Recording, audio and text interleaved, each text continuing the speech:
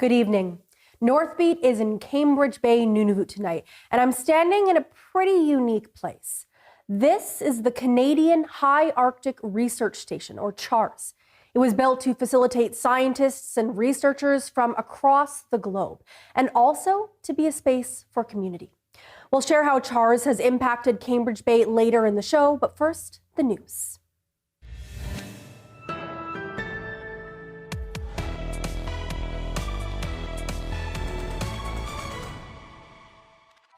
Thanks for joining us. I'm Megan Roberts in Cambridge Bay, Nunavut.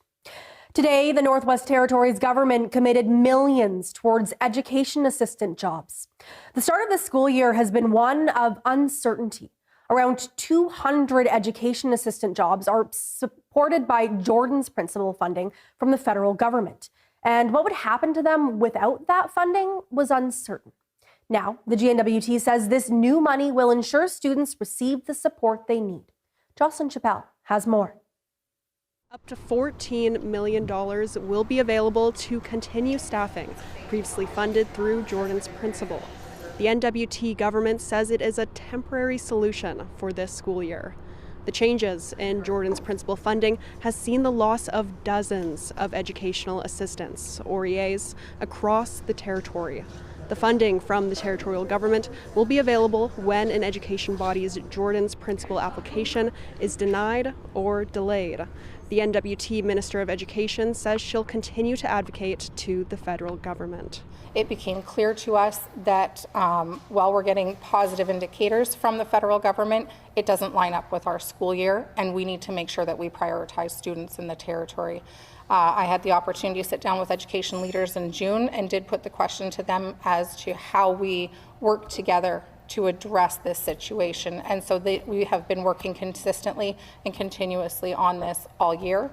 Cleveland says more is expected to be known once the federal government announces its fall budget. Another question that remains is how EA positions will be filled now, since some staff were told there wouldn't be an available position for them this year. Shirley Zubelis is the superintendent for YK1. She says YK1 has been in touch with affected staff already, and they've been preparing for multiple scenarios. We've also considered what would happen if we were to get funding. So those Plan B, Plan C have already been worked out. So in terms of what I would say to parents, continue to be patient with us. The funding amount from the territory was decided by looking at the cost per classroom assistant. Cleveland says based on an average across the territory, the greatest number they would expect to receive from education bodies is $14 million. One condition of the funding is that education bodies must provide any existing surpluses towards these positions. The territorial government says this is to ensure that the funding is used as a last resort. Jocelyn Chappelle, CBC News, Yellowknife. The Wati government in the Northwest Territories is preparing to evacuate the community if a wildfire burning 7 kilometers from the Wati airport gets worse.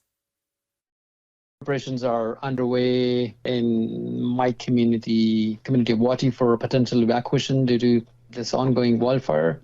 Community is currently under evacuation alert, and residents have been advised to prepare for their families. And this includes, what they need to have, what they can't have, and again, key items that they need, what documents, medication, and as well as, emergency kit. The Cleachon government is renting buses for Wati's vulnerable population and people without cars to help them evacuate if an order is issued. Highway 9 is the only road from Wati to Betchakon and Yellowknife. If it's closed down due to smoke, the community government will charter planes. Weather conditions in Wati are expected to worsen on Friday, but clear up on Sunday. And wildfire smoke has been covering parts of the North and South Slave regions in the NWT, so much so that the territory's chief public health officer is warning people to take care as air quality fluctuates. The Office of the Chief Public Health Officer is advising people to keep an eye on air quality, watch for symptoms of smoke exposure like headaches or a cough, and take precautionary measures like closing windows and wearing a face mask outside. All the smoke will feel familiar to people who were in the NWT in 2023. In fact, most Canadians will remember how bad the wildfires were 2 years ago.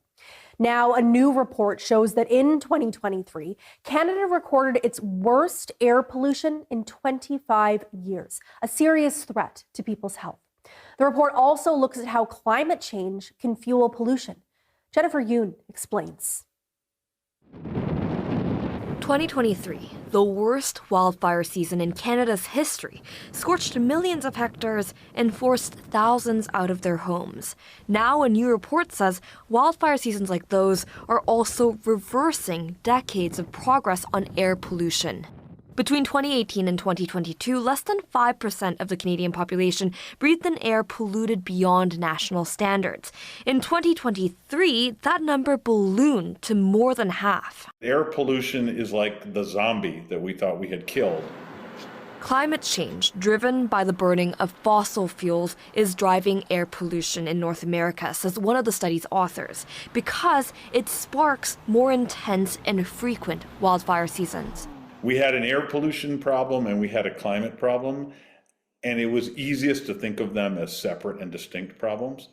And I think what's being revealed is that they're much more closely intertwined.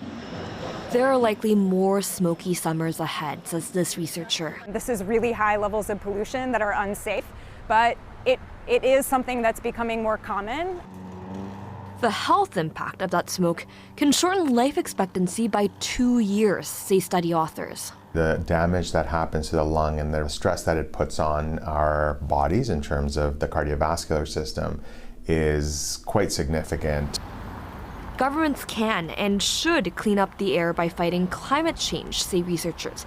But individuals must also take action. We can't wait for governments to deal with this problem and let people just suffer these diseases. Air filters can help. Experts also recommend you check the air quality before going outside and do it frequently during wildfire season because air pollution levels can change from morning to afternoon. Jennifer Yoon, CBC News, Toronto. The U.S. government says it respects the rights of Greenland's people to determine their own future. This comes after reports from Denmark's public broadcaster that 3 Americans with ties to the Trump administration were suspected of promoting opposition to Danish rule and encouraging Greenland to break away from it. American diplomats met with Denmark's foreign affairs minister on Wednesday. In an emailed statement to Reuters, the U.S. said the diplomats had a productive conversation with the minister and that they want to maintain good relationships with Denmark and Greenland. Nunavut's Saku Investments has to expand its factory in Arviat for constructing modular homes. That's because there isn't enough space in the original plan to store the materials. The company says the expansion will require more money and likely more delays. Carl Cardinal reports. A factory in Arviat for building modular homes was first budgeted at $50 million and was initially scheduled to be finished in 2025. But plans have changed. Most of the factory is completed, but the warehouse is still under construction and they need more space there. So the project is now at $70 million.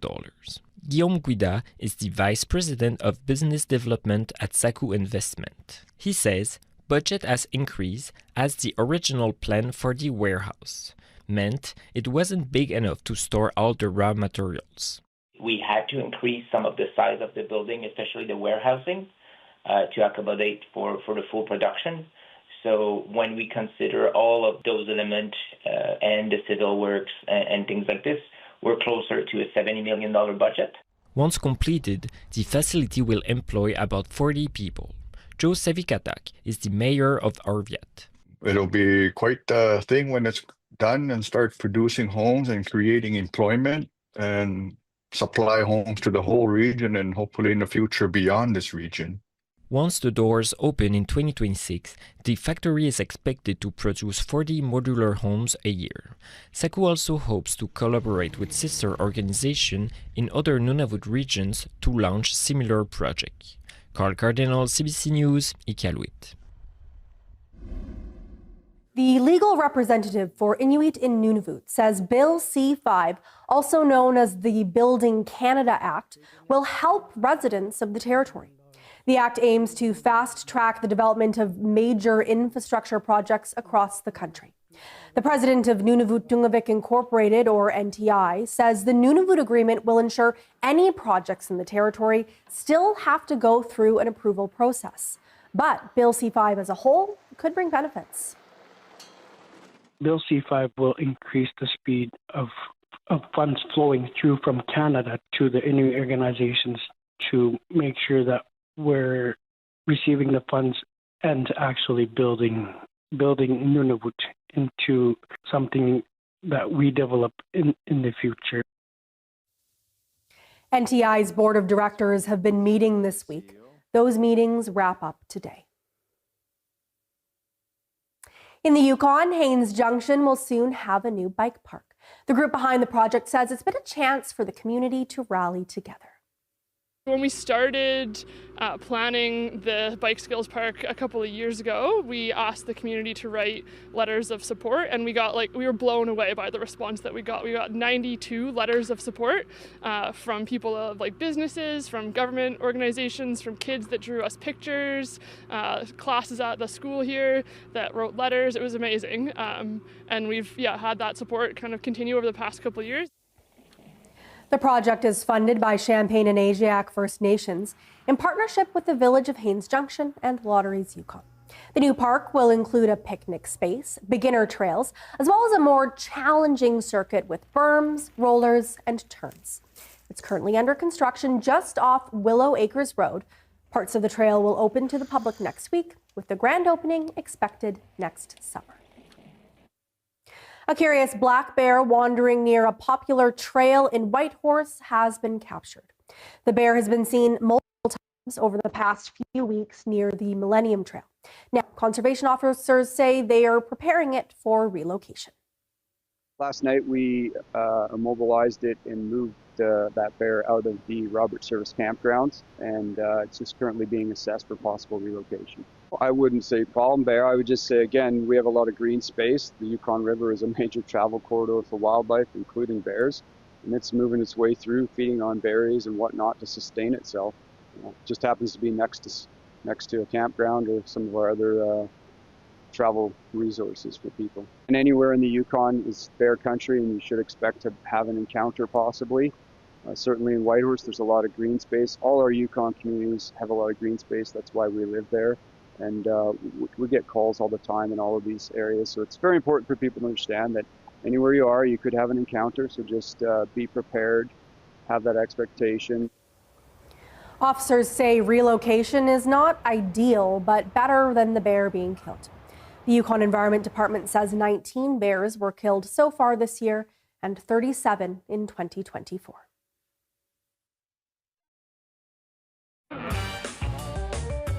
The future is everything.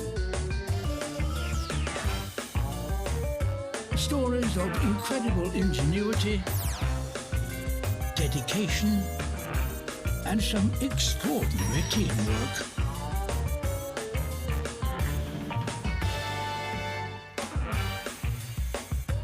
This is parenthood.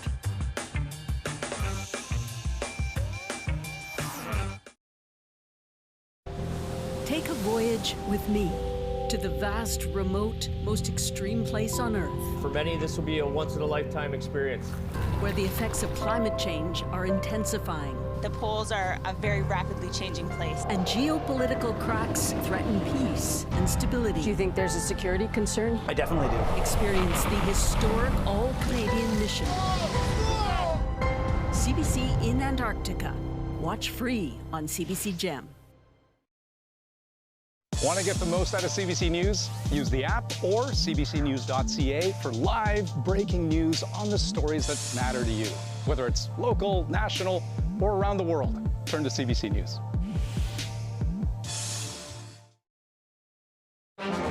It makes sense that they get a larger share, or does it? Welcome to the Greenbelt.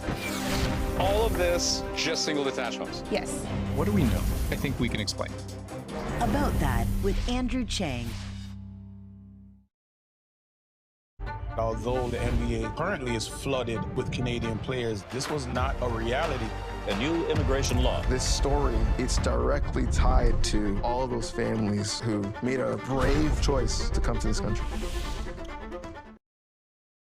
My favorite word. Tariff! How seriously are you taking this threat? It's the uncertainty that's the biggest issue. Canada, we got you. Elbows up!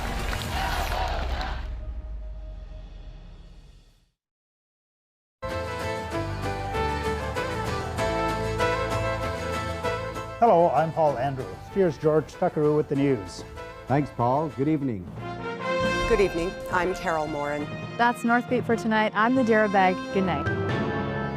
Good evening. I'm Randy Henderson. We start in the Northwest Territories. Good evening. I'm Kate Kyle. I'm Hillary Bird. Shannon Scott. Juanita Taylor, and this is Northbeat.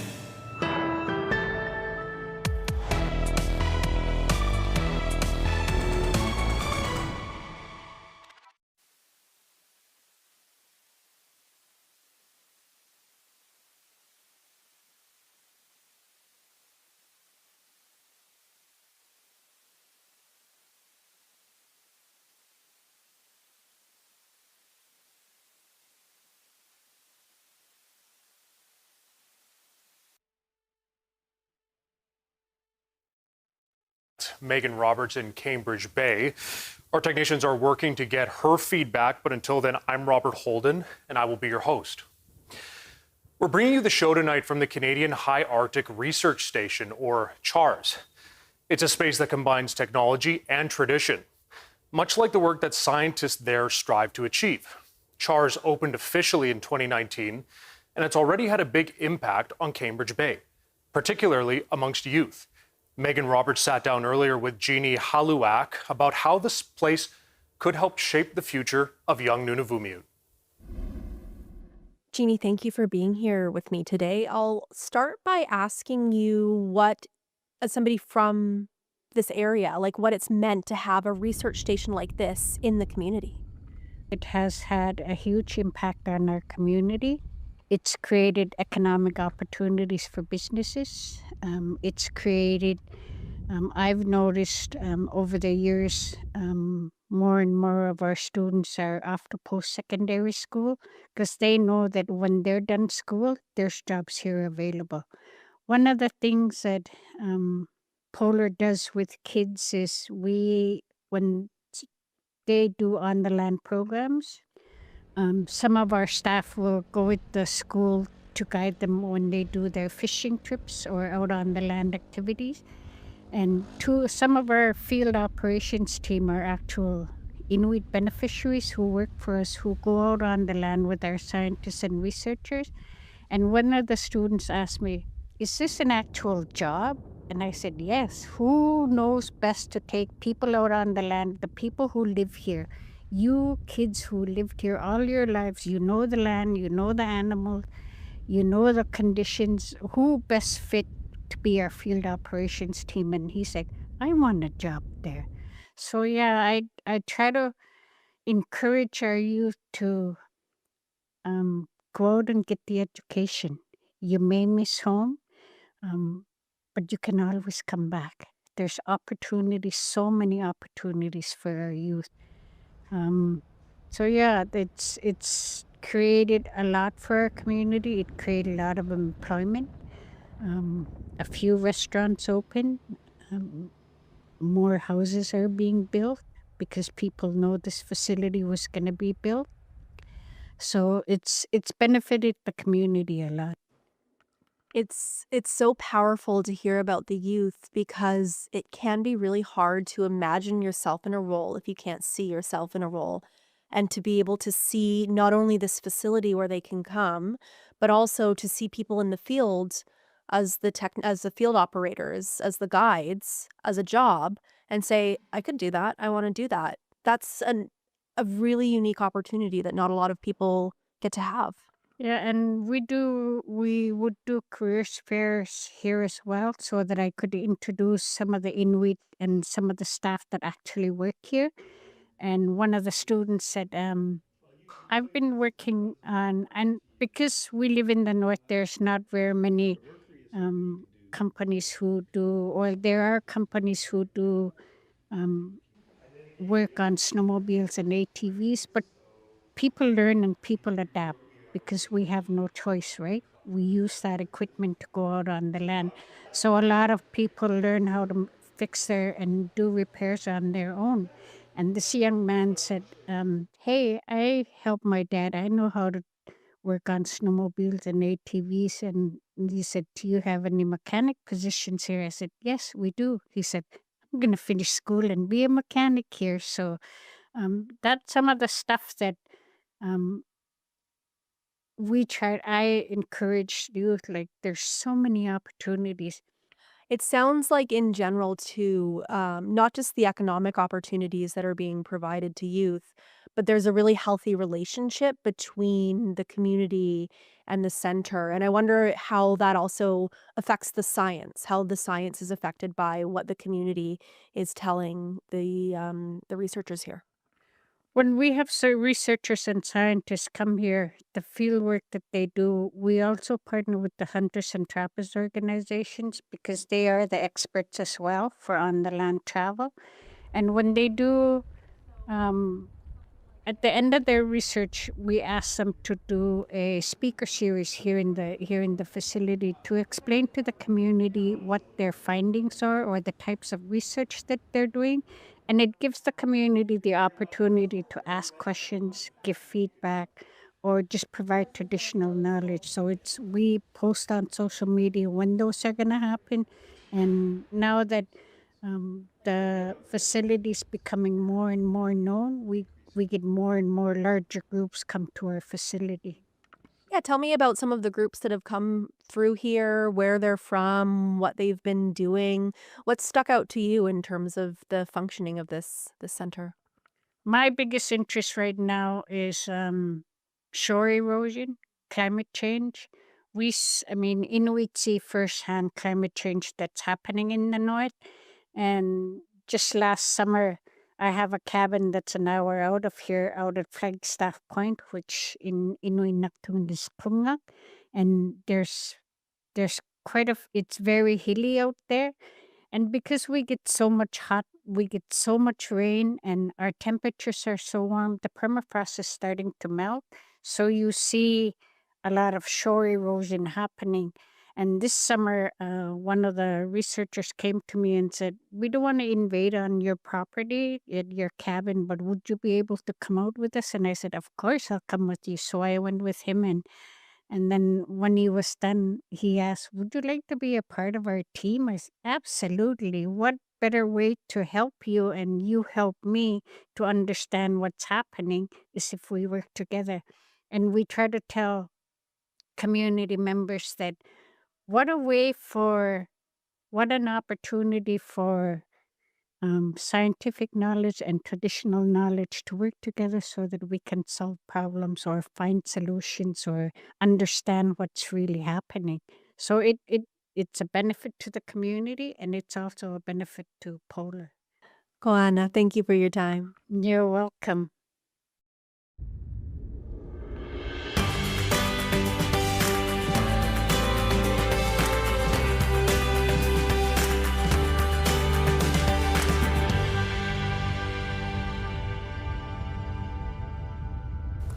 And we are back with you from Cambridge Bay, Nunavut. I do apologize for the technical issues we had there, but I know that Robert Holden was able to guide you through everything, and we thank him so much for that.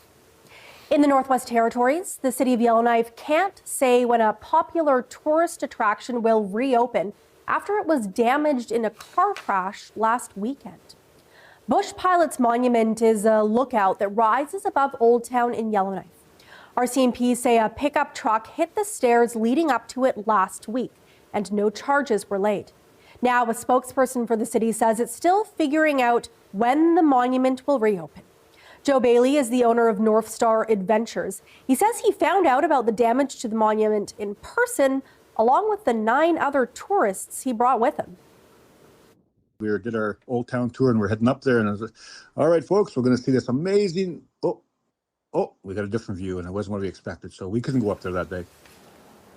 Bailey says he's shocked the monument still hasn't been repaired as it's currently tourist season. A 14-year-old from Pangnaktu, Nunavut is starting her Ontario hockey career. Jordan McMurray is a new member of the Scarborough Sharks. It's an under-15 AA competitive female hockey team near Toronto, part of the Ontario Women's Hockey Association. McMurray, normally a forward left wing, will be playing defense. She says the year ahead will be busy with 70 games, 8 tournaments, and she's starting high school. But she is ready for the challenge, even if it took her parents some time to get on board with it. Staying away from home is very hard. It's challenging, but I think I can get through it because I'll be playing the sport I love, hockey, and I'll make new friends, you know. But it's tough, but I think I'll be okay. In the spring, I kind of told her, we might as well wait another year. We'll wait till you're a year older, and I'll feel a lot better if you went down south a year older. But we thought about it for a while, and then she kept saying that she had to go somewhere. She needs to play competitive hockey, and that's, she kind of talked me and her mom into it. This is the longest span of time McMurray will be away from home. She'll be staying with a family friend, someone who used to teach in Pangnaktu. Her goal for the year is to improve her game, though she does have bigger dreams of being recruited to play for a university team someday. Team Nunavut's athletes and officials are home after competing at the Canada Summer Games. While the team didn't win a medal, they got a lot of support during the Games. The team received a big cheer when they entered the closing ceremony. Team Nunavut's chef de mission for the Games says the team's effort shows that the territory can compete with anyone. Sometimes there are other barriers that we face, but our kids had absolutely no quit in them. They didn't turn on each other or anything like that. They supported each other throughout the games as a team, and not just within their sport, but as Team Nunavut, like the overall contingent. They would support each other. Sitinak says Team Nunavut's performance at the Games shows if someone is willing to work hard and do their best, they'll be accepted and respected.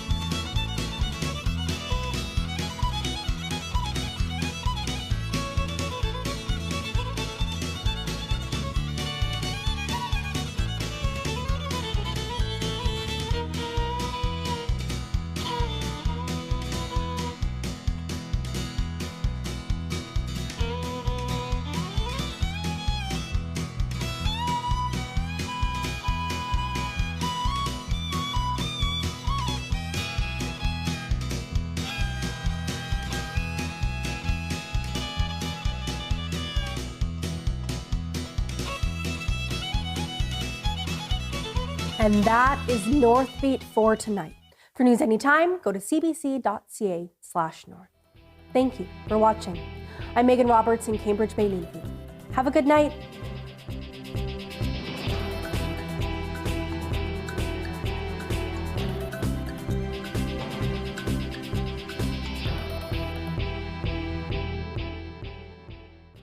Welcome to the Junior Baker Show. 16 talented young bakers will go head to head. in demanding technicals and spectacular showstoppers. But only one will be crowned the winner of Junior Baking Show.